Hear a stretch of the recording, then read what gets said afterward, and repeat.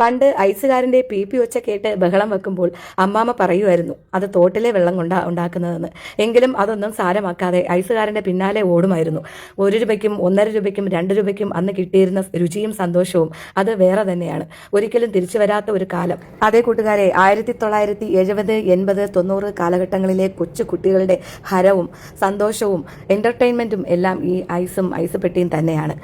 ഈ വീഡിയോ ഫേസ്ബുക്കിലും ഇൻസ്റ്റഗ്രാമിലും ഒക്കെ മില്യൺ വ്യൂസ് പോയൊരു വീഡിയോ ആണ്. അതിനകത്ത് വന്ന ആയിരക്കണക്കിന് കമൻറ്റുകൾ കാണുമ്പോൾ തന്നെ നമുക്ക് മനസ്സിലാകും എത്രത്തോളം 1970കളിലും 80കളിലും 90കളിലും ജീവിച്ചിരുന്ന കുട്ടികൾ ഇപ്പോഴും ഇത് ഓർക്കുന്നുണ്ടെന്നും ഇത് എത്രത്തോളം അവർ മിസ് ചെയ്യുന്നുണ്ടെന്നും എന്നുള്ള ആ ഒരു നൊസ്റ്റാൾജിക് കമൻസുകൾ കാണുമ്പോൾ നമുക്ക് വല്ലാണ്ടങ്ങ് വിഷമമായി പോകും. എത്ര പേര് ആഗ്രഹിച്ചിട്ടുള്ളത് ഈ പെട്ടിയുടെ ഉള്ളൊന്ന് കാണണമെന്ന്. അതെ, ഞങ്ങളുടെ വീട്ടിൽ ഈ അങ്കിൾ വന്നപ്പോൾ ഞങ്ങൾ അങ്കിളിൻ്റെ പെർമിഷനോടെ അതിൻ്റെ ഉള്ളിൻ്റെ ഒന്ന് വീഡിയോ എടുത്തു കേട്ടോ. ആ ഉള്ളൊന്ന് കണ്ടപ്പോൾ എത്ര പേരുടെ മനസ്സാ സന്തോഷിച്ചതെന്നറിയോ. ഇനി അതിൽ കുറച്ച് പേരുടെ കമൻറ്റുകളുണ്ട്, അതൊക്കെ ഞാൻ നിങ്ങൾക്ക് വായിച്ചു കേൾപ്പിക്കാം. അതിനേക്കാൾ ഉപരി ഈ വീഡിയോ കണ്ടപ്പോൾ ഈ അങ്കിളിൻ്റെ മോൾ എനിക്ക് മെസ്സേജ് ചെയ്തായിരുന്നു കേട്ടോ. ഈ വീഡിയോ കണ്ടപ്പോൾ അവർക്ക് ഒത്തിരി സന്തോഷമായെന്നും കുറേ കാലമായിട്ട് പപ്പ ഇതുപോലെ ഐസ് വിൽക്കുന്നുണ്ട്, പക്ഷേ ഇപ്പോഴാണ് പപ്പ ലോകം മൊത്തം ഒന്ന് അറിഞ്ഞത് എന്നൊക്കെ പറഞ്ഞ് അവരുടെ ആ ഒരു സന്തോഷകരമായിട്ടുള്ള ഒരു കമൻറ്റ് കണ്ടപ്പോൾ ഞങ്ങൾക്കും സന്തോഷമായി. അങ്ങനെ വന്ന കമൻറ്റുകളിൽ ഏറ്റവും അധികമുള്ള കമൻറ്റ് ഇതിപ്പോഴും കിട്ടുന്നുണ്ടോ, ഇതെവിടെയാ സ്ഥലം, ലൊക്കേഷൻ പറയാമോ എന്നൊക്കെയായിരുന്നു കമൻറ്റുകൾ. തമിഴ്നാട് അറ്റാച്ച് ചെയ്ത് കിടക്കുന്നത് കൊണ്ടാകാം ഇപ്പോഴും ഞങ്ങളുടെ നാട്ടിൽ ഇടയ്ക്കെങ്കിലും ഇതുപോലെ ഐസ് പെട്ടിയും ഐസ് കൊണ്ടുവരുന്ന അങ്കിളിനെയും കാണാൻ കിട്ടുന്നത്.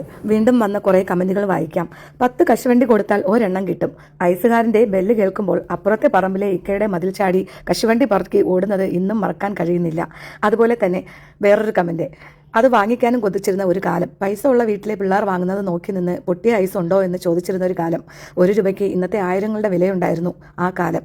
ഇന്നത് എല്ലാം മേടിക്കാനുള്ള കഴിവുണ്ട്, പക്ഷേ ഇനി ഒരിക്കലും നമുക്കോ നമ്മുടെ പുതിയ തലമുറകൾക്കോ ഒരിക്കലും തിരികെ കിട്ടില്ല ആ ഒരു കാലം. ഓർമ്മകളിൽ ഓർത്തെടുക്കാനുള്ളൊരു വസന്തകാലം.